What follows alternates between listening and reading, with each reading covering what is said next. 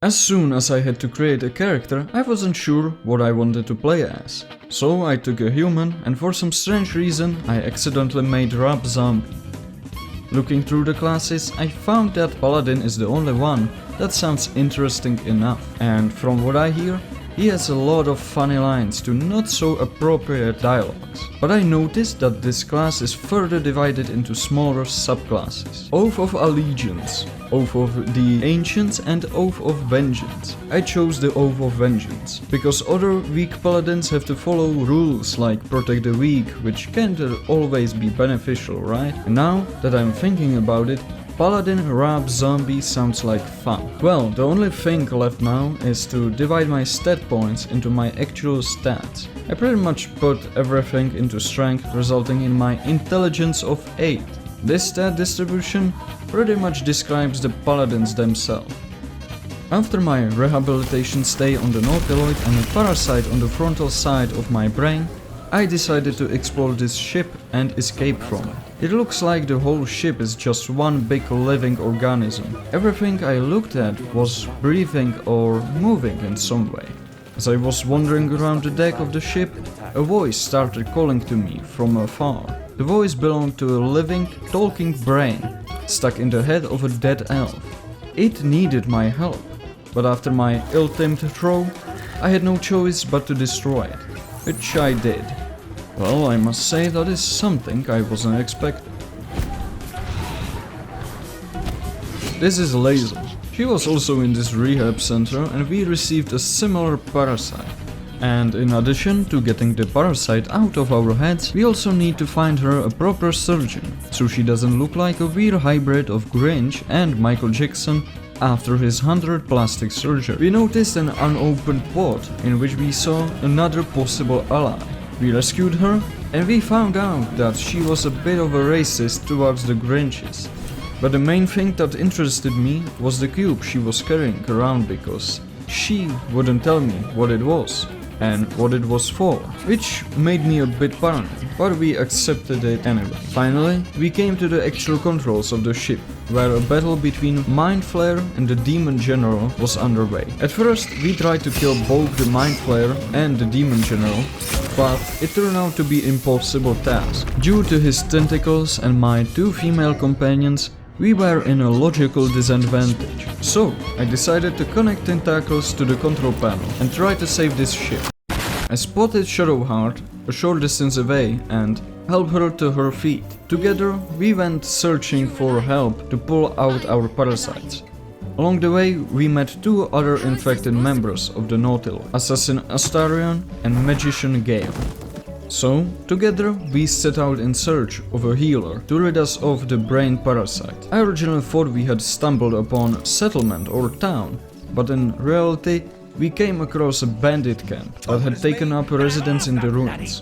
Being a paladin and a bit of a racist towards the little non-humans, I decided to kill the leader of these bandits. The fight was pretty even for being around level 2, and after successful victory, we threw everyone into the hole and tried to get into the core of this base. But the door was locked and on the other side was one of the bandits. I tried to imitate the dirty gnome, but the bandit saw through my imitation and didn't open the door for us. I went looking for another way in, and behind these ruins I found a hatch. Through this hatch I got to the cave, or rather, as it turned out, the dungeon. In this calcium dungeon there were skeletons waiting for us that we had to defeat. Because these guys are made of bones, they were quite fragile. Again, another easy victory. We found a couple of graves we robbed and found the key to the main door to the base. In one of these graves we found undead lich named Withers. This guy can revive our dead characters and also change their classes. After his offer, I decided to add him to our camp. Now I can find him there and visit him. Once he left his tomb, I found an amulet that allowed me to talk to the dead. I wanted to see how that works, so I went out and tried to talk to the dead gnome. But he refused to cooperate because he didn't want to talk to his own killer, which is relatively understandable. When we finally got to the base, we activated the traps right after we went down the stairs. Everyone was critically hurt, and Shadowheart even fainted. At this point, I saw my opportunity and reached Shadowheart only to beat her to death. After I possessed the cube, I revived her, and for literally killing her, she didn't have much to say to me or notice that her precious artifact was gone. Well, at least I don't have to kill her permanently. We proceeded through the interior and noticed a door that could only be closed with a lever. The corridor behind the door was full of bandits, so we decided to use the old tactic of luring individuals into our rooms separately. After they were already with us, we simply closed the door, and the bandits tried unsuccessfully to get to us by smashing the door down. For some unknown reason, they didn't think twice about this abuse of their door, because there was no lever to open it from their side. Somewhat strange design, but they probably didn't count on someone like me coming in and kicking their asses. All the bandits were pretty cool, except for that barbarian who almost killed us all. We had already searched the whole crypt that was under this ruin, and it was connected to the same crypt where the skeletons were. So we just picked up a few things we had overlooked at first and continued on our way. We were now in front of the Druid village where our healer should be located. But Gale noticed a conversation in front of a gate that was about to be under an attack. So we stayed and tried to help. After waiting for a while, I saw the threat. It was goblins, their dogs, and even some kind of hobgoblins. The fight was quite a strain, but using Gale's area spells and Astarion stealth, we successfully fought off the entire attack. As a reward, we got access to the village, where I found out that there was a healer somewhere. She was a healer halfling, so I thought she could help us, but in fact she didn't really know what she was doing and recommended me to instead find her boss, Halsin. There's a slight hitch as always. Halsin supposedly went somewhere west to find the source of the goblins, but never came back, and neither did the party that went looking for him. So, off to the goblin camp we go. But before we do that, I chatted with Will for a while. Will's looking for the Scourge of the Paladins, a demon called Karlach. Since the internet exists, I already knew who Karlach is. So after my realization, her quest has now become much more important than rescuing Halsin. I set out on my journey, and halfway there, the rest of my team just got stuck in the Druid village for some reason. So I've been wandering through the wilderness all alone. On the way, I met two very strange travelers and their dead-body dwarf. But from what he was telling me and the parasite was showing me in my head, I noticed something strange. These two travelers were not just normal travelers. They had something in common with the parasite. They also served a god called the Absolute. At that moment, I didn't hesitate at all and took out my halberd and cut them all down. Thanks to me, there is now one less scum in the world. Sorry, actually two less scum. As I continued through the woods, I found a dog named Scratch. And he joined my team, or rather my camp, because he's pretty useless in combat, having only 5 health points. However, he can fetch literally anything you throw at him, even dead goblins. Then I finally found this vandalized building, like it had been recently fought. And I was right, because on the other side of the river, I saw Karlach. I immediately sprinted over to her and offered to help her with these paladins. You may be thinking right now, but wait, you are a paladin too. That's against the code, isn't it? And yes, you are right. It is against the code, or rather, it would be against the code if they were actual paladins. But since they weren't, I believed I was doing the god's work. Before the fight, I needed to camp out because I made Karlach a promise to kill them together. So I left Shadowheart at home and replaced her with a demoness. Finally, we were here and the fight started. Come to think of it, it's quite bizarre that the paladin fights on the side of a demon. But this world is already very wild. The idiot we were supposed to kill was named Tyr, and even though he wasn't a real paladin, he was still much stronger than any real paladin I've met. It took me 1 whole hour to kill him and his minions. And the result of it, everyone on my team died, except for me. So I unfortunately had to use a lot of my revive scrolls.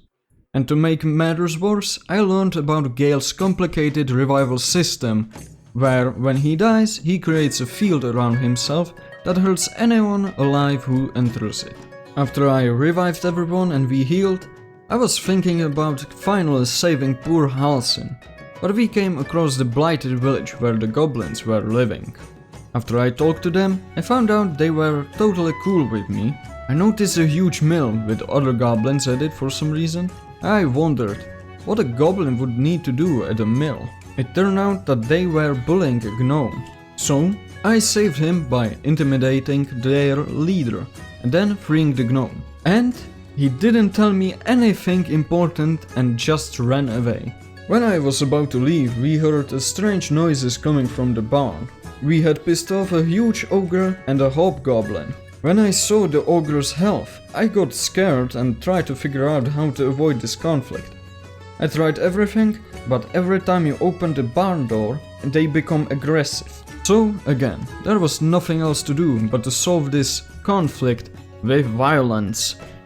And we did, with a few holy strikes in the name of our Lord and Savior, Jesus Christ.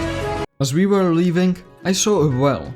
I walked to it and found out that I could interact with it. I climbed down to the bottom of the well using a rope that held a bucket.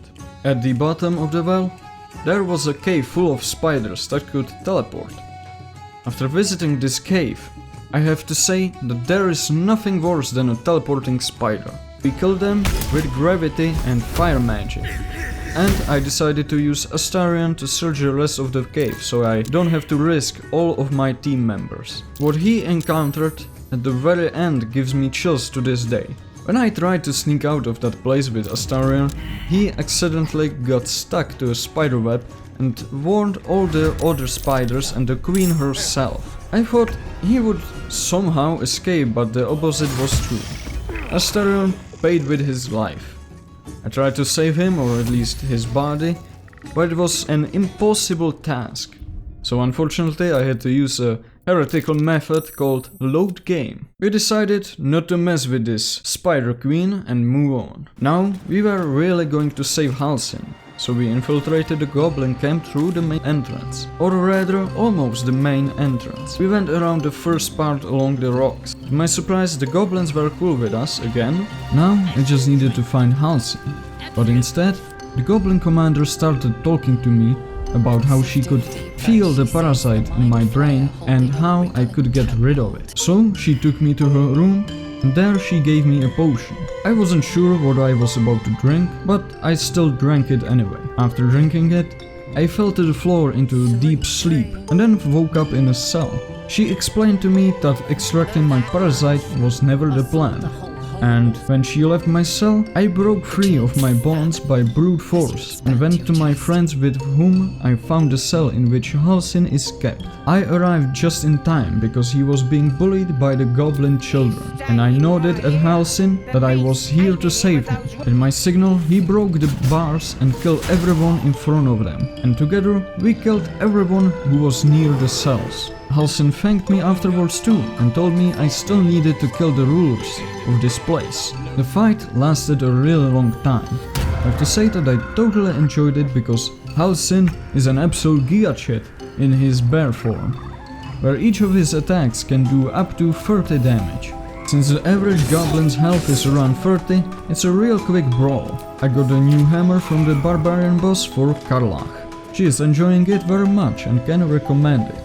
The draw was pretty easy to beat because Astarion is fucking broken when he lands all his critical hits during stealth. With that out of the way, I escorted Halsin back to the Druid village, and we celebrated there. Then I celebrated back at my camp. For some reason, everyone wanted to sleep with me that night, but we don't have time for that right now. We are going witch hunting into the swamp. On the way to the swamp through the Goblin village, we ran into two guys arguing with an older woman about her kidnapping their sister. I didn't believe that woman's bullshit and instead I went to help these guys. As it turned out, They were right, and unfortunately, they didn't live to see her rescue. So, it's all left up to me, and of course my squad mates. For a swamp, it seemed at first glance to be a pretty nice swamp, and I could imagine living here. But then, as I rolled around, I found out that everything here is an illusion. So, we charged into the hut itself.